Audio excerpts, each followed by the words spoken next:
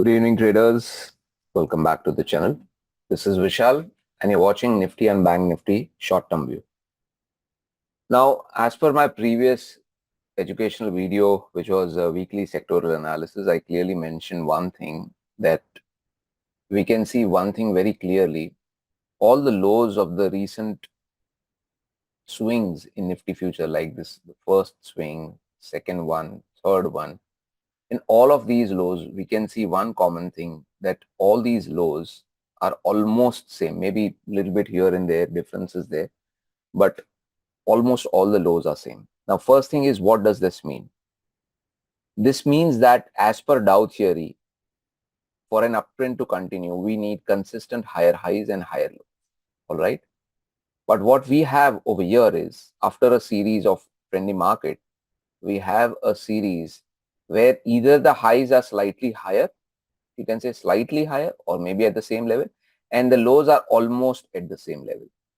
So generally in the market where we are not breaking the lows, if the lows are broken, then yes, we can start a new downtrend on the downside. As far as that doesn't happen, we would say that we are in a range bound choppy market.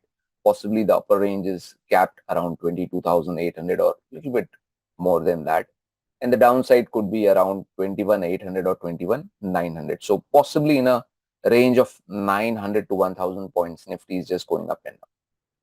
Now, first thing is, why is Nifty bouncing back from here again and again? I've already explained this in my previous video, but in case if you have not seen it, then I would like to repeat it. If you have a look at the weekly time frame chart of Nifty futures, and here you go, I've plotted this Fibonacci retracement. You can see two things. First thing is that we are at a 23.6% Fibonacci retracement, and this small candlestick cluster, which was made probably in the end of 2023 and the starting point of 2024, this entire cluster now is providing a support zone to Nifty consistently around the levels of 21,900 and 21,800. So that is the reason Nifty is not able to break that. And you can see small positive candles possibly in the daily time frame charts multiple times. Even yesterday we saw a hammer, then today we have a green candle, although it's not a bullish candle, but we have one green candle. The trend is down, but I guess it's like more or less we are in a choppy range bound market. But the question is that, is this market tradable? Can we make some money out of it? The answer is not very easily, but it's not completely untradable also. Like, as per my view in Nifty futures, like currently the trend in the hourly time frame chart, if you check, you can see flattish. Even in the higher time frame chart, which is the 2 hourly time frame chart for short-term traders, the trend is completely flat. So as of now, it's very difficult to comment.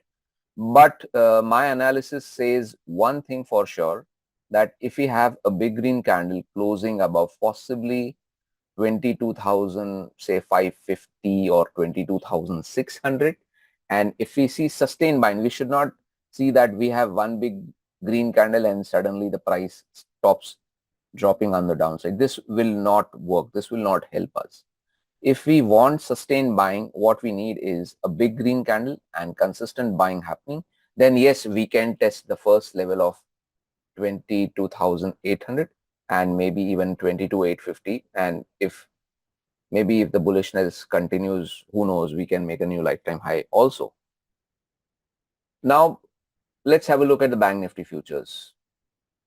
Now, in Bank Nifty future, yes, you will see one thing which is slightly different, that we are making, so far, we are making higher lows, and we can see a trend line support which has been, it's a small trend line support, not a very large one, but consistently we have been making higher lows, which is a good sign for Bank Nifty so far.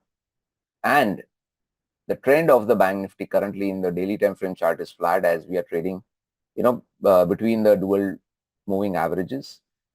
In the hourly time frame chart, the trend is again flat. Only one thing which is positive visible to me is a positive divergence. We can see a lower low in the price and a higher low in the RSI, which is a good sign. But there is a resistance in between 48,165 to 48,500 569 or 570. This entire zone, this entire band is a resistance. Now, if we want a short-term breakout in the Bank Nifty, again, we will need a big green candle closing above 48,800 or 48,900, and we need sustenance above that. We need a follow-through buying coming up again in the next day also. Then yes, maybe we can test somewhere around 49,400 or even 49,600. That is probable. So yes, we can see a rally of 500 to 700 points in Bank Nifty, but this breakout is first essential. All right, this is very, very important. If this doesn't work out, if this level is not taken off, then it will be slightly difficult for the Bank Nifty future to continue going on the upside, because even today, if you see, yesterday's candle was a bullish candle. Today we have a sort of doji. So today Nifty has shown a little bit of strength, but Bank Nifty was not that strong in terms of candles. Even in terms of points, you can see that Nifty has been able to close just 0.5% up, but Bank Nifty was less than 0.25%. Now there is one stock which I would also like to share.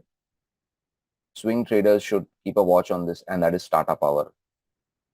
Like if you just have a look at the daily time frame chart of the stock, you can clearly see that stock has been bouncing from these trend line support, which has been holding on since pretty long time now. You can see over here, and the trend line has been tested multiple times.